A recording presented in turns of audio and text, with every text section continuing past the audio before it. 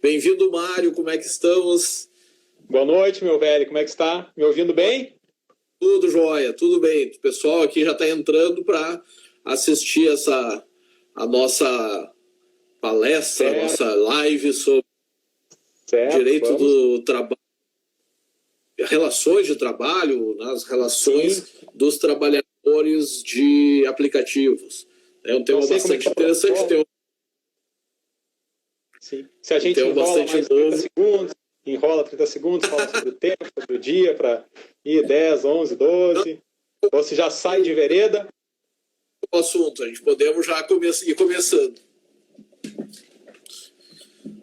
Bueno, deixa eu primeiro, né, já nos apresentou, mas vamos nos apresentar mais, né? A gente se conhece desde 1988, né? Ingressamos juntos naqueles portões lá da URGS e, pela minha memória, que começa a atrair a gente, fosse a primeira pessoa com quem eu conversei quando entrando, assim, tu também é bicho, tal, né? Fomos, né, desde realmente a primeira entrada ali e depois tivemos nossas trajetórias lá na Justiça do Trabalho, né? E nós estamos aí, né? Sobre matrícula e como é que faz, né? Exatamente. Os dois bichos, não sabíamos muita coisa ali da faculdade. Bem perdido, né? Bem gurizinho, né? Sem saber bem por onde entrar, em que portão entrar e a quem se dirigir. Mas, né? Fomos lá, estudamos, seguimos agora. Deu certo, né? Deu certo no final, né? Estamos aqui, né? Olha só, aparecendo. Como eu disse, o pessoal disse para ti também, não é Jorge Mateus, mas é Jorge Mário, né? Talvez Jorge Mateus chamasse um pouco mais de gente, mas Jorge Mário pode dar um samba. Não, esse pessoal está bem interessado, o pessoal quer. O pessoal que me segue, o pessoal que te segue também sabe que nós somos o direito do trabalho. Né? Eu tenho feito algumas lives, eu tenho fugido um pouco do tema do direito do trabalho, até para acompanhar essa questão da Covid, sempre dentro do direito, claro. Né? Mas hoje eu resolvi pegar e trazer alguém que é do direito do trabalho, tão antigo quanto eu, que não é pouca coisa. E vamos falar de um tema que é super interessante, que já seria interessante fora da crise, mas que na crise, pelo menos no meu ponto de vista, tem alguns aspectos que acabam se ressaltando, né? Porque havia até uma aversão, né, dos poderes legislativos, os poderes constituídos em relação à legalização ou à normalização dos aplicativos, né, algumas questões mais complexas, mas agora, né, o que a gente vê até das últimas regras é considerar, inclusive, um serviço essencial, né? Não só os... Lembramos que há poucos tempos tivemos vários movimentos em vários municípios nossos, né, na tentativa de banir, né, tentativas de banir o aplicativo de determinados municípios, e o STF foi chamado a regrar isso, a acabar, botar a ordem, olha, o aplicativo é constitucional, né, e não pode ser banido, né. Então, a gente vai também falar sobre isso, não só dentro da pandemia, como eles se tornaram essenciais para nós, mas perspectivas pós-pandemia, né? Mas primeiro, né, conforme tinha combinado, eu queria apresentar um pouco, né, porque isso é uma pesquisa de uns 5 anos, né, tanto em nível de mestrado e agora em nível de doutorado, né, e como é que entrou o Uber, né, na minha vida, né, como é que decidiu, né, falar sobre o Uber, né. Então, quando eu ingressei no mestrado, na URGS lá, a minha ideia era, eu fiz um projeto dentro do direito, dentro de um negócio mais estándar, assim, né? Eu ia falar sobre responsabilidade civil, sobre adoecimento do trabalhador, tinha um projeto nesse sentido, com a doutora Luciane Barzotto, a professora Luciane, que fez a live recém, né? Minha orientadora, tua colega, né? E aí, ali, na virada, quase aos 20 do segundo tempo, ela me disse, mas Mário, responsabilidade civil, né? Um assunto tem tanta gente escreveu, vamos, quem sabe, fazer um assunto mais novo. Que tal falar sobre o Uber? Aí eu olhei, mas professora, Uber não tem nada escrito, ninguém escreveu sobre o Uber, como é que eu vou fazer uma pesquisa sobre o Uber? Tá, mas então vamos lá, né? Vamos escrever. E ela foi me exortando a seguir, eu fui pesquisando onde havia, né? A gente pegou basicamente, igualmente agora, como na tese, há um paradigma na Califórnia, que foi onde o Uber surgiu, né? E agora o Uber surgiu a primeira regulação também, então é para lá que eu vou atrás da regulação na Califórnia. Diga. Uber surgiu na Califórnia? Surgiu na Califórnia, exatamente. Depois, no final, eu vou recomendar um livro bem bacana que fala do surgimento tanto do Uber quanto do Airbnb.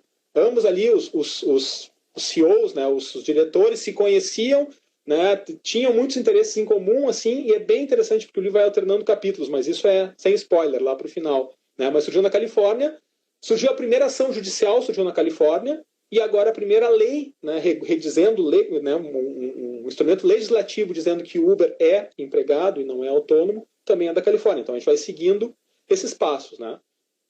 Então, e depois no doutorado, na mesma coisa. Depois eu defendi a tese de mestrado, né? Depois eu vou explicar um pouco mais sobre ela, no direito do trabalho, sobre o Uber. E depois, quando eu ingressei no doutorado, foi em direito constitucional. Eu quis desvincular um pouco, depois de tanto tempo estudando só o direito do trabalho puro. Vamos tentar fazer alguma coisa na área do direito de Estado, na área do direito constitucional. E também tinha outro projeto diferente. Tinha abandonado a pesquisa sobre o Uber e a minha pesquisa era basicamente sobre renda básica universal. Também, né, um assunto que se tornou bastante importante nessa questão da pandemia. Basta que a gente veja esse auxílio emergencial, né, que o governo está dando. Então, a renda básica universal era sobre o que eu estava lendo, era o que estava me interessando bastante. E também, aos 20 e tantos, no segundo tempo, quase lá no último ano de escrever, o meu orientador disse, Mário, esse assunto é bacana, mas a gente tem uma tese, tu não pesquisou bastante, vamos falar sobre o Uber, vamos continuar falando sobre os aplicativos, porque tinha em gestação essa legislação da Califórnia, né? Então, tá bem, professor. Os aplicativos são uma coisa que sempre me seduziram, sempre me, né, sempre foi objeto de muita curiosidade, assim, né, dessa relação que é uma zona cinzenta, né, entre a autonomia e a relação de emprego, né, o trabalho prestado para os aplicativos. Então, vamos lá, né? O Uber, na verdade, o Uber, a gente não deveria entrar nele, né? Ele tem tudo que os nossos pais disseram para a gente evitar, que é não entre em carro de estranhos e não aceite bala de estranhos, né? Nos primeiros ingressos do Uber era só isso, né? Era, quer uma aguinha, né? Quer tomar essa aguinha aqui, quer tomar essa bala, entra aqui no meu carro, né? E a gente sempre foi educado a não fazer isso, né? Alguma coisa estranha. Só deixa eu aproveitar aqui só para cumprimentar a tua irmã, que está aqui conosco, está aqui assistindo, a Ana, os meus colegas Eni, o Max, a Dr. Godman, que estava agora falando com a Luciane também, né? Dr. Júlio Weber, advogado, Gabi, né? Então... Eu vou deixar essas apresentações mais para ti, mas eu vou tentar, quando eu enxergar o pessoal, eu vou cumprimentar. Então, eu já vi que temos o pessoal da minha família, que a família é obrigada a assistir, né? Obrigado a assistir, mas tem pessoal do gabinete lá, a Fernanda, a Gabi já entraram aqui, vi também que o Max, meu colega do mestrado, já entrou. À medida que eu for vendo, eu tento também saudar as pessoas, né? Alguns dados que a gente estava conversando, alguns dados poucos, né, que eu colhi até do livro do Marcelo Luca, que é um colega nosso da Justiça do Trabalho, que também escreveu sobre Uber depois, também fez uma tese de mestrado em outro campo, não só a relação de trabalho, mas a relação da segurança do trabalho, porque o Marcelo ele é engenheiro, né, então ele foi também na questão da segurança do trabalho, mas no livro dele, que é mais atual, aí me evitou de ter que fazer uma pesquisa, é mais atual que a minha pesquisa, diz que o Uber funciona em mais de 700 cidades, em 63 países, que tem 20 mil funcionários diretos mesmo do Uber, e que isso que eu achei interessante, tem mais de 3 milhões de motoristas no mundo inteiro cadastrados, mas 600 mil seriam no Brasil. 600 mil perfis cadastrados do Uber seriam no Brasil. Essa relação, claro, você teria que chegar... 600 mil no Brasil? 600 mil no Brasil, de 3 milhões de perfis cadastrados na plataforma do Uber. Esses dados estão no Uber, mas eu não tenho até que ponto esses 600 mil talvez não estejam todos perfis ativos, são perfis cadastrados, né? Que é o autor do livro, ele disse que ele dirigiu durante 30 dias, né? Exato, né? Exato. A minha pesquisa de campo se limitou a perguntar, a fazer muitas perguntas, mas o Marcelo dirigiu e recebeu e-mails. No livro dele é interessante, porque tem um e-mail no final, nos anexos, tem um e-mail dizendo assim, você tem que ganhar mais para dirigir no final de semana, não quer aproveitar essa oportunidade. Então tem essas comunicações que a gente ouve falar, né? Essa coisa do bônus e do castigo, assim, e realmente ele mostra lá o que aconteceu, né? Eu acho que é importante em relação ao Uber, né, antes de definir trabalhar, empregado, autônomo, não é a gente definir se a gente acredita no que eles dizem. A versão da empresa é que eles não são um serviço de transportes, eles são um serviço de tecnologia, né? Essa é a principal defesa, inclusive, em todos os processos judiciais, fora, tanto na Califórnia, quanto no Reino Unido, quanto na França, a principal linha de defesa é nós não fornecemos transportes, nós não somos empresa de transporte, então nós não podemos ter empregados motoristas. Nós apenas fornecemos tecnologia. A aproximação, exatamente, é uma tese. Então, parte muito disso, né? Tu refletir sobre isso e ver até que ponto eles fornecem o transporte ou eles fornecem a tecnologia, né? Eu não sei se chegasse a ver também, me esqueci o artigo 1. Diga. que eu tenho até para análise de prova é se tu tem razão, se tu está certo em alguma coisa, tu não precisa mentir. Né? Então, inventar algo que a gente sabe que escancaradamente não é, já sinaliza numa direção ruim. Né? Claro que talvez eles até acreditem nisso, né? Mas o que eu vejo de fora, quando eu ouço Uber, né? Uber, vamos dizer que Uber até a gente fala Uber como a gente fala Gillette, como a gente fala Maisena. Isso. É até importante eu dizer assim, eu vou falar várias vezes Uber, mas na maioria das vezes vai ser essa grande plataforma digital, tanto de motoristas quanto de entregadores, né? De comentários, quanto que for.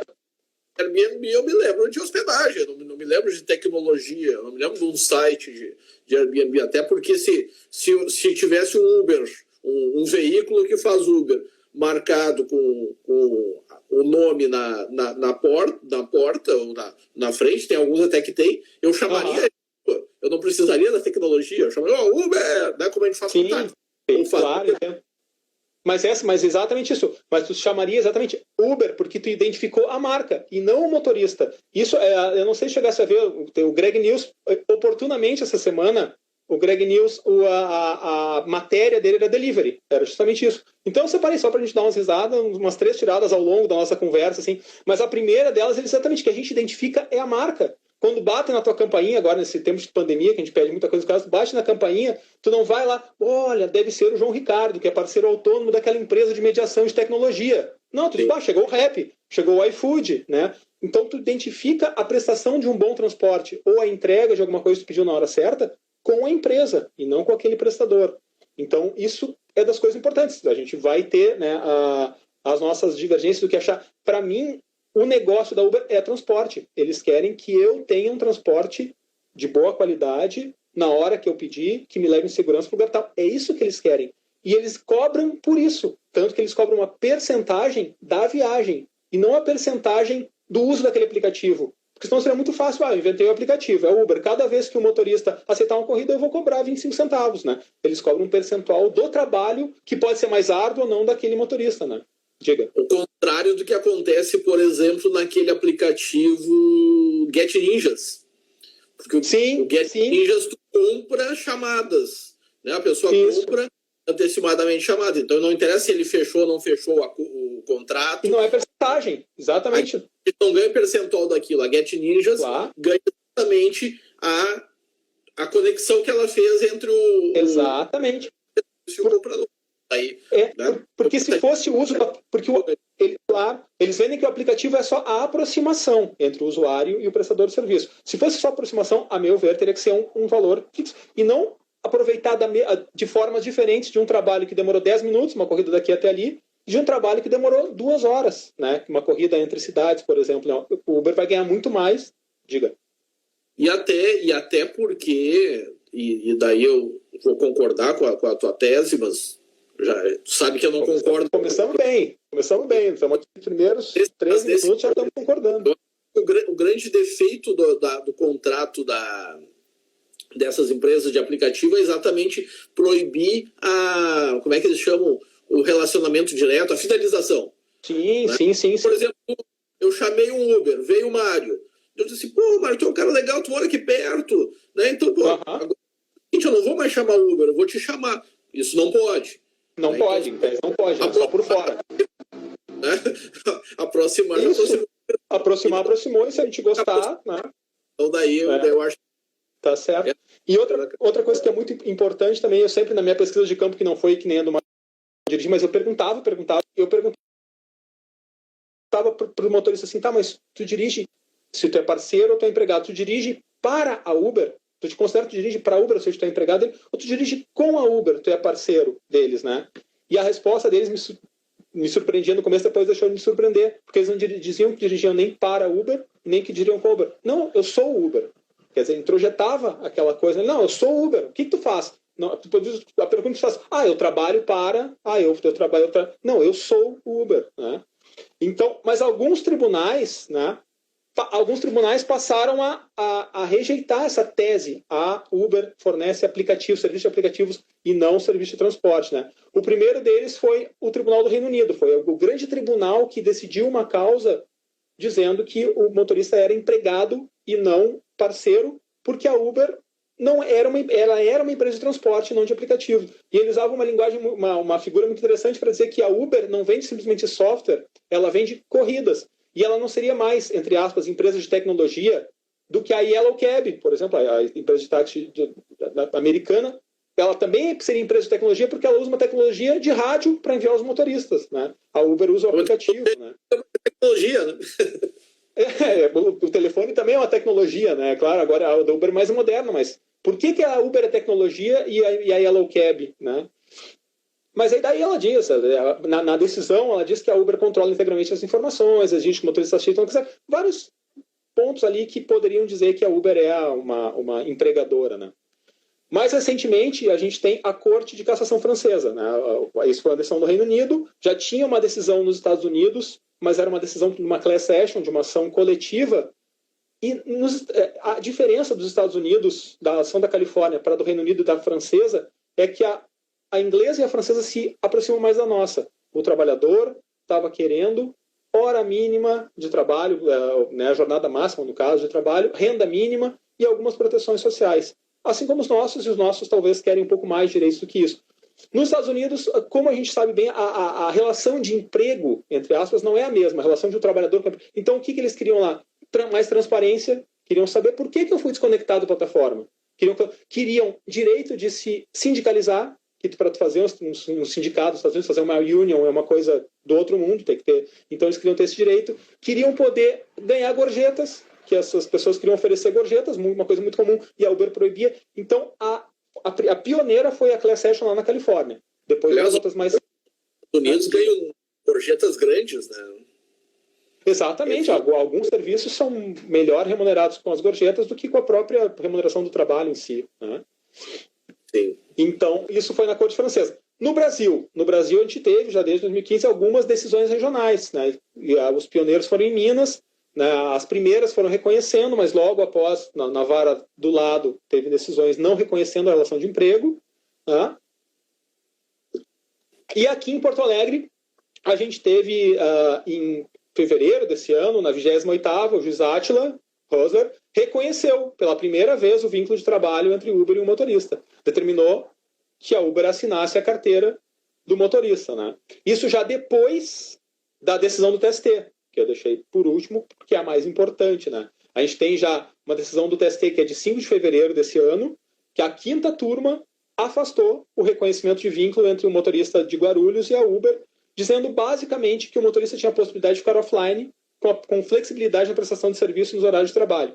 Isso vem muito ao encontro do que eu vou falar agora, que é da primeira pesquisa que eu fiz, que em relação aos outros trabalhos, a maioria dos trabalhos, os empregos todos, das prestações de trabalho, em que a subordinação é a pedra de toque, em que a gente vai procurar especialmente a subordinação, na relação com o Uber é bem estranho, porque a subordinação até parecia um pouco ali marcada, tal, mas a não eventualidade, ou seja, a continuidade, era realmente a coisa mais difícil de afastar. Então, só dando, né, agora entrando um pouco no direito de trabalho, como tu disse, faz tempo que a gente não faz direito de trabalho, né? Então, nesse meu primeiro estudo, a minha ideia era demonstrar não que era empregado, não que era autônomo, mas se havia uma potencialidade de se encontrarem os 4 requisitos da relação de emprego. A pessoalidade, ok, né? O motorista tinha que ser aquele contratado que estava na fotinho. Se tu tinha contratado uma japonesa para ti, não ia aparecer, né, um africano mais velho, né? Era aquela pessoa que tu tinha contratado. A onerosidade também não oferecia grande resistência, né? Embora, mas quem é que está pagando o motorista? É o transportado? É o Uber? Quem é que está pagando, na verdade, de que carteira sai o dinheiro, né? A gente aprendeu nas aulas da professora Carmen Camino lá que não interessa se tu recebeu aquele dinheiro, mas tu está trabalhando por uma intenção contraprestativa, ou seja, tu está trabalhando para receber e não é gratuito, aquele trabalho é oneroso. A subordinação, ela... Né? Não necessariamente receber, mas se aquilo tem um valor econômico... Exato, isso, exatamente. Então... Já existe onerosidade. Ó, meus 2 filhotes estão aqui assistindo também, então vou mandar beijo aqui, né? Dá para mandar beijo para as crianças. Tá bem, eu então. também. Certo, também. Qualquer coisa eu reclamo para dona. Pode deixar. Então, a subordinação, né? A subordinação, para mim, claro, cada um vai ter a sua interpretação subjetiva. A gente sabe como era a subordinação, aplicando os princípios e tal, mas para mim a subordinação tinha as suas notas ali. Quando o cara tinha que dar a bala e a água, quando o cara tinha que apresentar um veículo de determinada modelo e marca, quando o cara tinha que se apresentar de uma forma, ou aquela política de cenoura e porrete, assim, olha, eu vou te dar essa bonificação para tu trabalhar, estou te mandando, ou então vou te suspender se tu recusou algumas corridas, chegando até ao máximo, né, que era o cara ser excluído da plataforma se ele tivesse as avaliações pelos consumidores abaixo de determinado nível, que se não me engano era 4.5 de 5, né, naquele estilo queda livre do Black Mirror, né, as pessoas apontando o telefone, ó, tu é 4.6, 4.7, não, 4.3, 4.1, a avaliação ia caindo até o cara poder ser desligado da plataforma, né. Agora, a continuidade, a não eventualidade para mim era praticamente indefensável, realmente, por mais que eu, dentro de mim, quisesse, né, eu quero, não era o que eu queria, eu estava pesquisando, mas eu quero.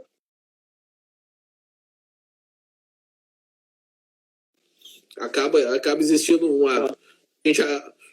na pesquisa a gente acaba querendo ter um resultado determinado. Vestir uma camiseta às vezes, né? Mas eu aprendi que na pesquisa a gente tem que pesquisar. Ele vai, no momento ele vai dizer, não, eu fiz tudo para que fosse desse jeito. Exatamente. Então, e eu fui procurando isso lá. Só abrindo um parênteses, até porque o juiz é assim também, né? O pessoal diz, mas como é que tu decide? Olha, às vezes eu começo um processo tendo uma determinada visão e acreditando que aquilo é de tal jeito. Mas eu posso me convencer, frequentemente me convenço pela prova, de que não era exatamente aquilo que eu imaginava, né? Mas para isso eu tenho que ler a prova, e a prova tem que ser bem produzida, principalmente se é contra o que eu já imagino inicialmente, né? Ótimo, sempre de mente aberta e aplicado ao julgamento processual também. Exato, sempre flexibilizado, né? Mas então a não eventualidade, ou seja, a continuidade, que também é um princípio, né, que é um requisito que a gente não pode afastar. Não existe outro emprego, pelo menos eu não conheço, né, trabalho, né, como Uber, que o cara pode dizer assim, hoje eu não vou. Hoje eu não vou de novo. Quer saber, eu não vou a semana inteira. E que o teu patrão não vai dizer assim, só um pouquinho, vem trabalhar, vagabundo, né? Ou te dá uma advertência, ou te dá uma suspensão. Mas ele só manda um e-mailzinho assim, olha, parceiro, tenho notado que você tem feito poucas viagens, não quer incrementar seus ganhos, vamos viajar um pouco mais, que é o que a Uber faz, né? A Uber não, ela em tese, até onde eu sei, ela não suspende o motorista por não trabalhar por 3 semanas. Ela só chama ele. Ela suspende se ele cancela muitas corridas, né? Ela dá os ganchos quando ele está trabalhando e cancela muitas corridas. Exatamente, mas eu sei que em algumas circunstâncias ela premia para ele trabalhar em determinadas situações, por exemplo, exato. Isso, exatamente. É o que é. Então, a minha conclusão acabou sendo que havia a potencialidade, né, mesmo com essa dificuldade da não eventualidade, havia a potencialidade, não enquadrando nem como empregado e nem como necessariamente autônomo, né. O Ministério Público do Trabalho, nesse mesmo tempo, ele promoveu uma ampla investigação nacional sobre o trabalho prestado pelos aplicativos. O procurador Rodrigo Carelli, que estava à frente disso, tanto que gerou um documento que está no site do MPT, quem tiver interesse, tem um livro que se pode baixar com toda essa investigação. Mas ele cunhou uma frase bem interessante sobre o que ele chamou a meritocracia crescente na Uber, que é o cara vai tendo crescente tempo de casa acumulado, vai trabalhando, dirigindo anos seguido, vai tendo um progressivo número de horas trabalhadas. Eu comecei trabalhando 10 horas, agora trabalho 12, mas a renda vai progressivamente decrescendo. Ou seja, então o procurador disse isso, né, e eu até usei na minha citação, que livres das amarras do direito do trabalho, os trabalhadores vão estar prontos para uma luta de todos contra todos.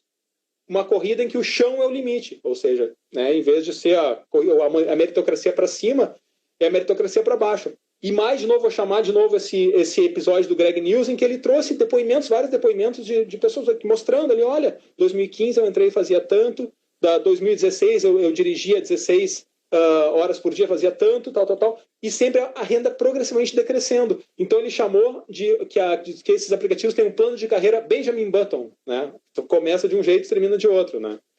Eu achei bem interessante. E tem outra, o diretor da UPA... Concorrência, né, Mário? Porque assim, claro. Assim como no momento que o Uber começou a ficar ruim, apareceu o 99, apareceu o Cabify, apareceu o nosso gaúcho, o Garupa, né? Então, o Garupa, né? O Garupa, no qual até tu pode escolher teu motorista, tu pode ir de novo com o motorista que tu gostou, né? O Garupa eu tentei usar bastante até o Garupa, mas o Garupa era mais difícil de usar, tinha poucos motoristas, tinha pouca cobertura. Eu usei o Garupa, exceto no interior. No interior, em Uruguaiana, eu sei que funciona direto. Eu tentei usar todos para ter uma... O Garupa, por exemplo, o Garupa, como eu tenho também animalzinho de estimação, né? O Garupa tu pode escolher várias categorias ali. O meu pet, tu pode já marcar dizendo, olha, eu vou transportar um pet, tal, e o motorista vai aceitar, né? E não tem aquele constrangimento, tô com o meu cachorro aqui, tem que levar ele, não aceito o cachorro, né? Então ele tinha várias coisas interessantes, né? Mas eu achei que ele não frutificou, né? Pelo menos na cidade não frutificou, não consegui usar, né? Não pegou. Voltando, né? O CEO da Uber, né? O Travis Kalanick, né? Que diz a lenda que gestou a Uber num dia que ele estava na França e não conseguia táxi porque tinha saído do restaurante de madrugada e estava com um amigo. Eu achei que não era na Califórnia, eu sabia que tinha uma de Europa. Isso.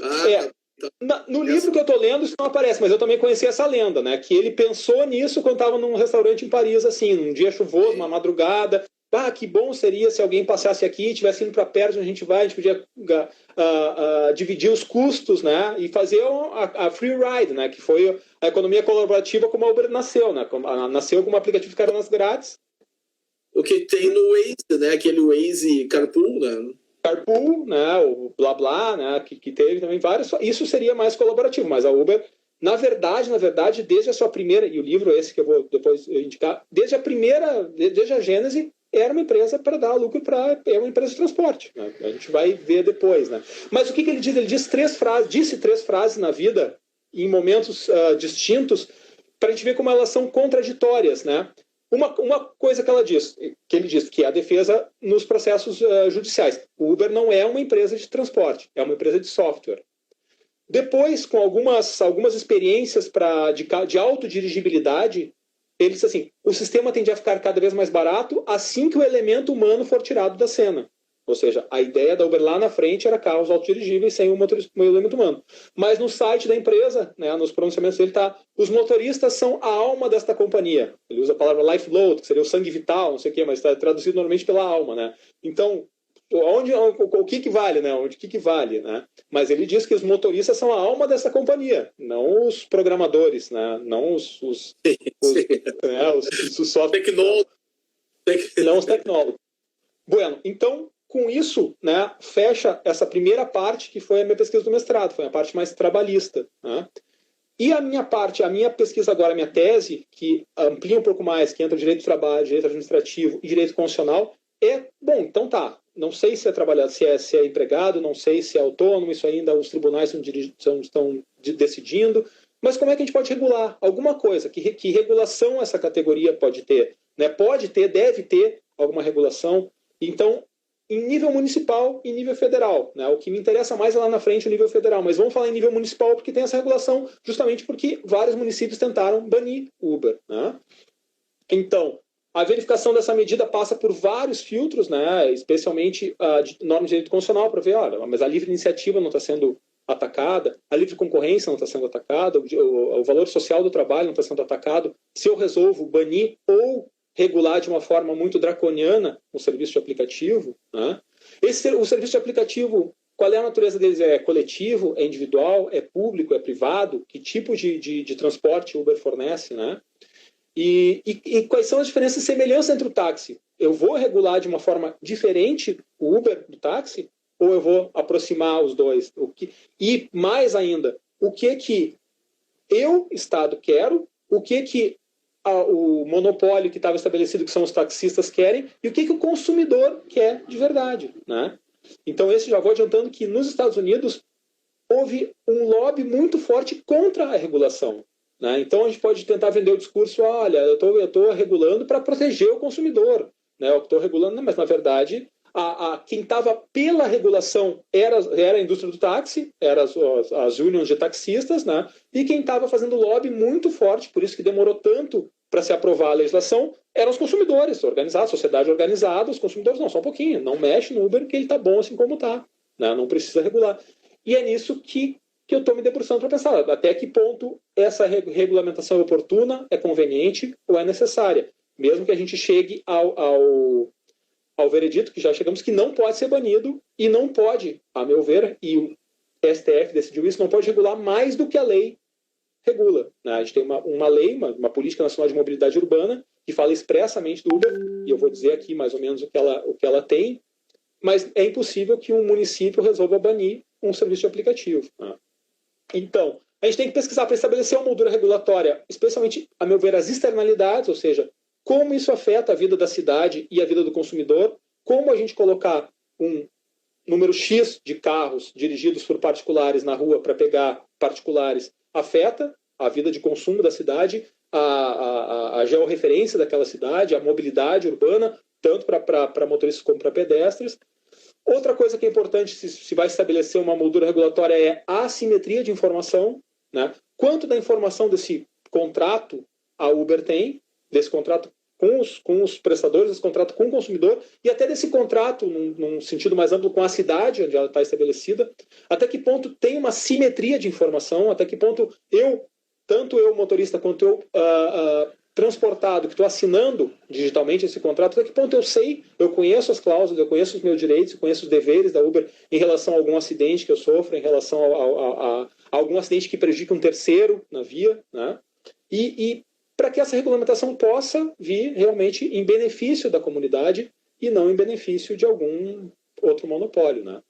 Então, o que fica bem claro, e isso está decidido pelo SF desde... Diga. Não sei se tu vai entrar nesse tema, mas esses dias eu andei olhando alguns contratos, aqueles termos de serviço dessas empresas de entrega, e uma delas, eu não me lembro se era Rappi ou se era iFood, mas uma delas, ela considera que, segundo os termos dela, que o consumidor, né, quem contrata, está contratando, é o mandatário do entregador. E para mim, né, claro, isso é bastante complicado, porque se houver então um acidente de um motoqueiro que está me trazendo alguma coisa, levando em consideração, claro, que é direito do consumidor. Claro, né, haveria uma possibilidade. Eu é que vou ser responsável, porque ele está prestando um serviço para mim. E a empresa se exime de tudo porque ela é um mero gestor do aplicativo. Né? Então, exatamente, uma aproximação. Né? Isso é direito do consumidor. Né? Também no Uber, eu olhei essas dois por acaso, mas daqui a pouco o consumidor vai acabar arcando com algo muito pior do que ele imaginava. Né? Exatamente, então, né? Sem conhecer previamente, né, a informação sobre esse risco que ele estaria correndo. Né? É bem isso que eu me refiro, na regulação nesses termos, na regulação municipal, estadual, regulação Uber e as cidades, né? Que tipo de pré-requisitos o Uber tem que ter para dirigir, que tipo de seguro ele tem que manter, se bem que agora, em relação a seguro, né? Em relação a seguro, a lei... Né? Bom, o voto do ministro Fux, que foi seguido por unanimidade, disse que não pode haver o banimento e não pode haver uma regulação excessiva por afronta a princípios constitucionais como a livre iniciativa, livre concorrência, liberdade profissional, proteção ao consumidor, valor social do trabalho e até o próprio Marco Civil da Internet e Política Nacional de Mobilidade Urbana. Né? Firmou duas teses, eu vou ler aqui porque eu não decorei as teses, né? São curtinhas, mas as duas teses são: a proibição ou restrição da atividade de transportes por motorista cadastrado em aplicativo é inconstitucional, por violação aos princípios da livre iniciativa e livre concorrência.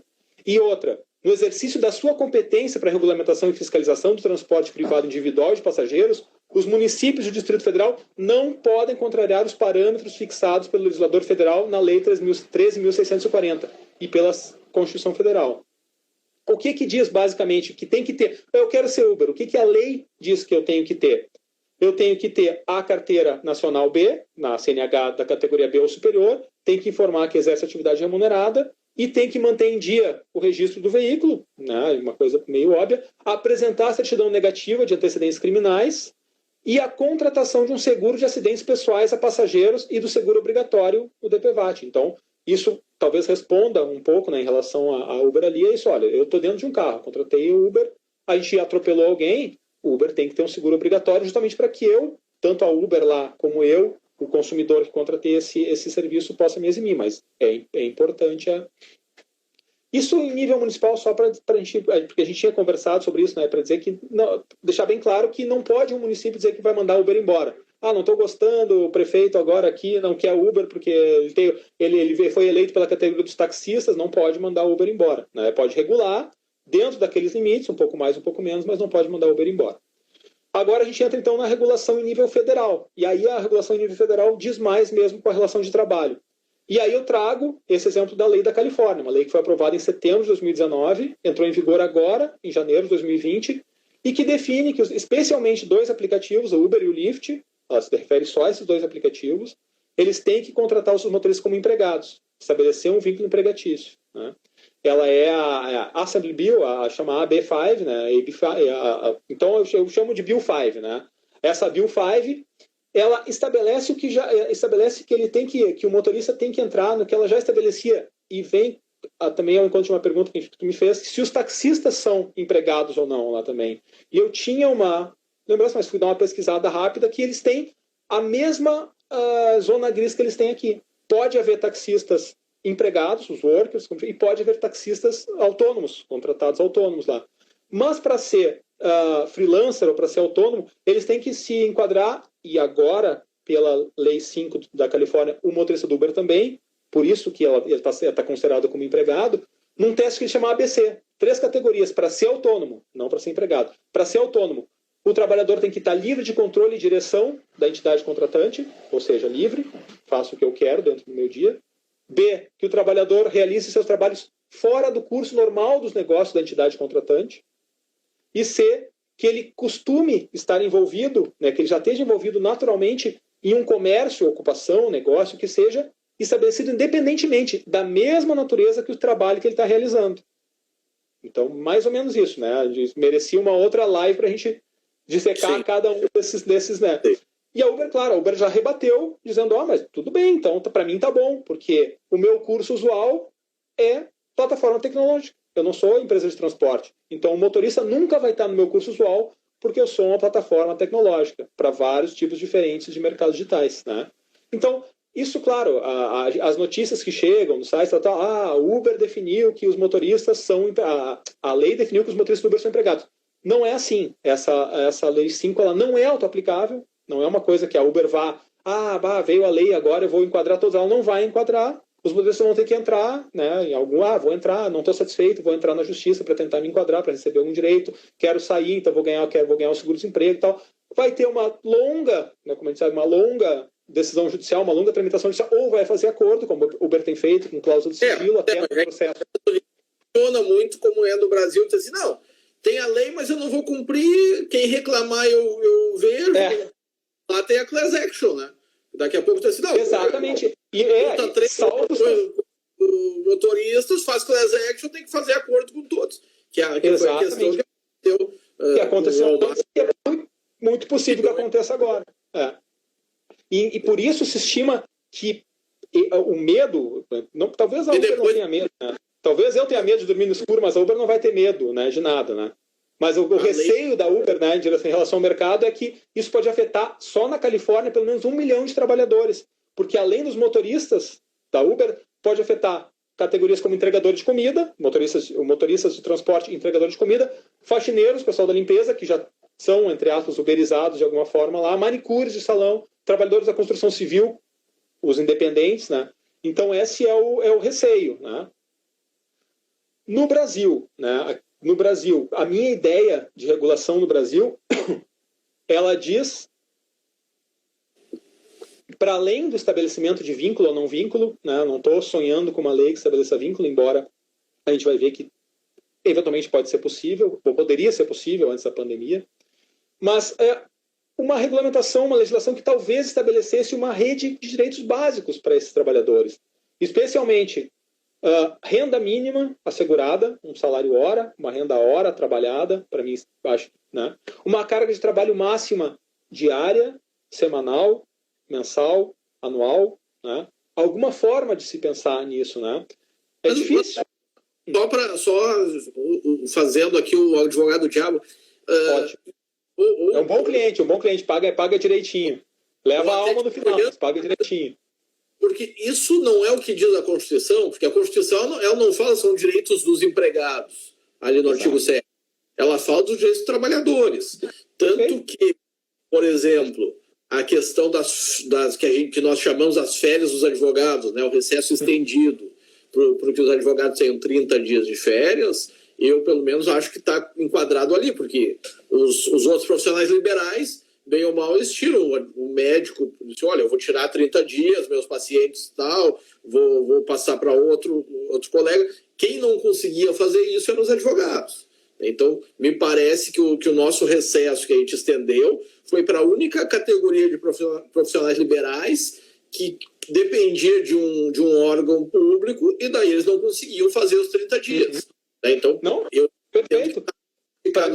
Eu acredito também que profissionais que conduzem veículos, né, ainda que seja de forma autônoma, eu acho que eles também vão entrar aí, assim como os caminhoneiros também. Né? Não adianta a gente ter uma lei para caminhoneiros trabalhar 8 horas, se o caminhoneiro profissional liberal vai poder trabalhar o tempo que quiser e vai sujeitar a acidentes e a outras questões. Claro.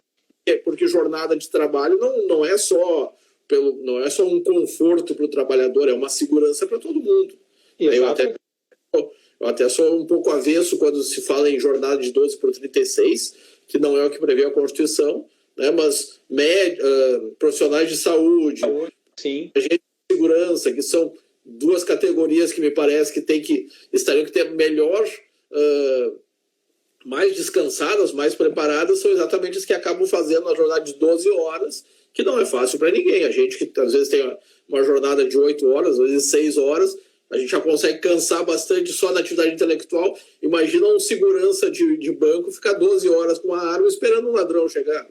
E, na verdade, a gente sabe, né, que tanto os profissionais da segurança quanto da saúde não fazem 12 por 36, eles fazem 12 mais 12 e descansam 12, né? Eles dobram, né? A gente sabe disso. Mas me serve, eu fico com o teu cliente, o diabo, a gente fica os dois ajudando ele, porque se a regulação pudesse ser basicamente estender os direitos constitucionais que são estendidos a todos os trabalhadores para o trabalhador da plataforma digital, para mim seria já uma coisa especial, né?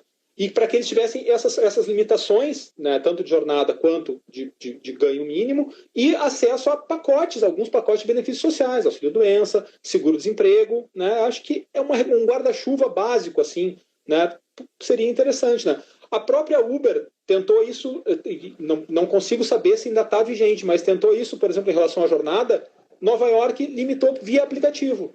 Nova York limitou. O motorista pode ficar 12 horas seguidas plugado. A partir daí a gente vai desligar ele 6 horas automaticamente. Ele não pode, ele vai ter que descansar, né? Mas claro, aí tu vai me dizer, mas tudo bem, aí ele descansa do Uber e bota no Cabify, descansa do Cabify e bota no Lyft. Claro, exato, né? A gente também não tem como entrar nessa questão. Assim como eu sei que existem estudantes que estudam de manhã e fazem festa de noite, né? Lá na faculdade. Como é que ele vai estudar?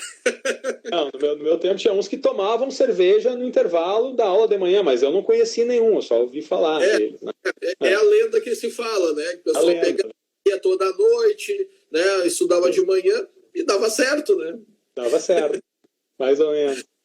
Bueno, uma forma que eu pensei, né? Como eu disse, uma legislação, eu peguei exemplos de coisas que já aconteceram, ou seja, de formas em que os tribunais passaram a disciplinar algum tipo de trabalho e que o legislativo é a reboque, né? O primeiro deles é o trabalho doméstico. A gente lembra bem como era oscilante a jurisprudência até do TST. O que é um doméstico, o que é uma diarista? Né? Até que o TST passou a decidir, não, até 2 dias vai ser a diarista, mais de 2 dias vai ser empregada doméstica. E a Lei 115 de 2015 veio a reboque, né? Tanto os tribunais passaram a decidir em um sentido, que veio uma lei dizendo, olha, o empregado doméstico é tal, desde que faz mais de 2 dias por semana vai se aplicar a lei. Né? Em sentido contrário, as manicures e cabeleireiros também. Né? Tinha a jurisprudência de um lado para o outro, mas só tem a cadeira. Não, mas ele gerava renda para o salão, então tem que ser empregado. Né? Hoje veio uma lei dizendo, afasta de regra, a lei de 2016, 13.352 de 2016, afasta como regra o vínculo, diz, por coincidência, que os cabeleireiros são parceiros do salão, ou seja, assim como a Uber diz que os motoristas são parceiros, a lei fala salões parceiros, motoristas parceiros, então afasta a relação de emprego, salvo se houver um contrato escrito, afasta a relação de emprego desde que haja um contrato escrito de parceria. Né?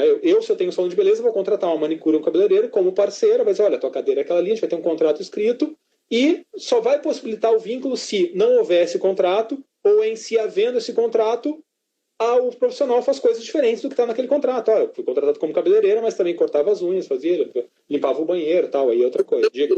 Todo ser humano é que há uma tendência de querer exigir trabalho dos outros. Isso aí até seria a minha dissertação no mestrado. Mas daí que as pessoas gostam de exigir trabalho, né? Então, e eu acho que isso faz parte até do espírito do ser humano como espécie, assim, né? Um exige esse trabalho do outro, né? Faz esse favor para mim, faz esse favor para outro. Profissionais liberais reclamam muito disso, né? Claro. Só dá uma consultinha aqui. Exatamente. Então, aqui tu achou que meu pivô aqui tá mal colocado, né? Exatamente. Então, eu acho que é muito... Essa questão dos salões, eu via contratos que o salão, de fato, não queria que houvesse uma prestação. Mas daí alguém acabava assumindo, de fazer o cafezinho, de pegar e substituir o outro, ou de entregar as toalhas, e daí acaba indo para aquela zona gris, né? O trabalhador, às vezes, sabe que ele não é subordinado, mas daqui a pouco ele fez por hábito que acaba sendo demandado em relação àquilo, e daqui a pouco, né, pelo hábito, ele acaba dizendo, para só um pouquinho, eu fui enganado, eu fui iludido, acabaram tomando um serviço meu que não estava no contrato. Né? E geralmente no contrato de trabalho, no processo de trabalho, ele só inicia após um rompimento, né? E esse rompimento geralmente gera um descontentamento. A pessoa acaba dizendo, não, peraí, eu sofri essa situação, então aquilo que me parecia que não era exigido, eu acabei prestando a mais, e acaba psicologicamente envolvendo nessa relação. E daí, né, aquilo apresentado para o juiz, né, então, de fato, reconhecendo. Salões era bem comum, era assim, ela fazia o café, e daí a pessoa entendia que por conta disso acabava tendo. É importante ter uma regra. Isso. Eu acho. Então eu dei dois exemplos de decisões que acabaram trazendo a reboque leis, né? Antes do Uber, talvez a gente tenha mais duas categorias que tem muito processo no tribunal, que deve enfrentar também, e que daqui a pouco. Primeiro, é o corretor de imóvel. O corretor de imóvel, muitas decisões que antes é sempre autônomo, agora a forma de trabalho tem mudado, tem muitas decisões reconhecendo o vínculo. E aquele marketing multinível de cosméticos, como Avon, Natura, eu sou a vendedora, eu só formo a equipe, né? Então, tem vários desses tipos de categoria que demandam, né? A nossa jurisprudência sobre o Uber é ainda muito recente, né? Então, talvez vá demorar muito. Mas para a gente não perder o nosso foco, passada a experiência acadêmica, vamos falar um pouco do Uber na pandemia e pós-pandemia, né? Então, também por coincidência, essa semana o psicanalista contábil Caligares falou um pouco sobre esses motoristas, dizendo que nós, né, os privilegiados brasileiros que podemos estar de fato confinados, que estamos, né, a gente, além de ser privilegiado em relação aos que não podem estar confinados, a gente goza de privilégios muito maiores em relação aos confinados italianos, espanhóis, né, onde não existe esse exército de desvalidos para estar trazendo coisas para a porta da nossa casa que a gente precisa, né? Então, logo abaixo, para mim, da categoria da saúde, que merece os aplausos, né, diários de todo mundo, esse pessoal que está fazendo as pessoas receberem o que precisam, medicamento, comida, na porta de casa, é uma coisa que a meu ver, né, é do Brasil. Dificilmente a gente vai ter tanta gente não podendo, né, ficar na sua casa, ou não ficando na sua casa confinado, porque está fazendo o seu trabalho mesmo no meio da pandemia. E o contato Caligares, claro, eu usei um pouco essa figura da escravidão, entre aspas, não dá para comparar um cara que dirige Uber com a escravidão, mas eu usei em alguns momentos porque ele tinha algumas semelhanças, né? Mas ele considera igual quando o Gilberto Freire fala, não no Casa Grande Senzala, mas no Sobrados e Mucambos, do escravo de ganho, aquele que o cara já tinha tirado da fazenda, tinha levado para a cidade, mas ainda era o capital dele. E esse escravo de ganho saía para a rua para fazer pequenos trabalhos, né? Mas levava um percentual para o seu senhor, né? Então era isso, ele comparou, e é justamente esse pessoal está na pandemia, está trabalhando para a gente, mas para dar aquele percentual para o seu senhor, além de tá lutando pela vida, tá recebendo sua paga, mas para dar o percentual para o seu senhor, né? A gente comentou também que a Uber está com uma política de auxílio, não vou... Eu vou te interromper, aqui eu vou fazer o... Olha que a gente tem pouco tempo, não vai me interromper muito, tá quase acabando. Vou te interromper e não vou deixar tu responder ainda, inclusive. Tá bem. Tá, mas qual é a alternativa? O cara não tem trabalho. Não tem. A desigualdade social nos levou para isso. Eu estou constatando a realidade, não estou nem criticando. Vai virar homem sanduíche, estou vendo, faço entregas, faço compras. Ele consegue, a partir daí, ele consegue um ganho, às vezes, considerável. Exatamente. Claro, mas tudo bem, mas eu só estou constatando a realidade. Por que na Espanha não tem as pessoas entregando as coisas dentro da casa dos outros, assim, nesse volume? Por que na Itália não tem? Por que na Inglaterra não tem? Né? As pessoas... Não tem. Não tem nesse volume que a gente tem. E isso é outra coisa, já vou engatar nessa outra coisa que seria mais... Qual é o volume que...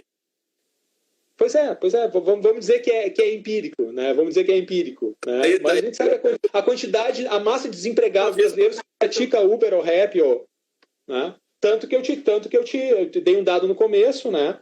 Que eu não sei, que de 3 milhões de cadastrados na Uber no Brasil, no mundo inteiro, 600 mil no Brasil. Eu intuo que o nosso número de cadastrados para fazer corridas e entregas é maior do que em outros países envolvidos, mas vamos deixar assim para a gente poder seguir, tá? Nessa questão da pós-pandemia, né? Naquela grande crise de 2008, em que muitas pessoas perderam, né, os empregos, teve o Uber. As pessoas perdiam seus empregos formais e iam dirigir Uber. Eu era vendedor das Casas Bahia, mas agora eu não perdi meu emprego. Mas tem Uber para me salvar. Agora, quando terminar, espero que seja logo, o que vai ter, né? Para as pessoas que já dirigem Uber, e eu imagino que vai diminuir muito o movimento do Uber, motorista, e vai talvez se manter ou crescer ou haver uma demanda para o Uber Eats, né, para o entregador, né, porque as pessoas vão ficar por um tempo grande mais em casa, vão precisar ainda demandando, e não vai haver, imagino eu também, num médio prazo, grandes aglomerações, jogo de futebol, balada, show da noite, que gerava também esse grande movimento na cidade, né?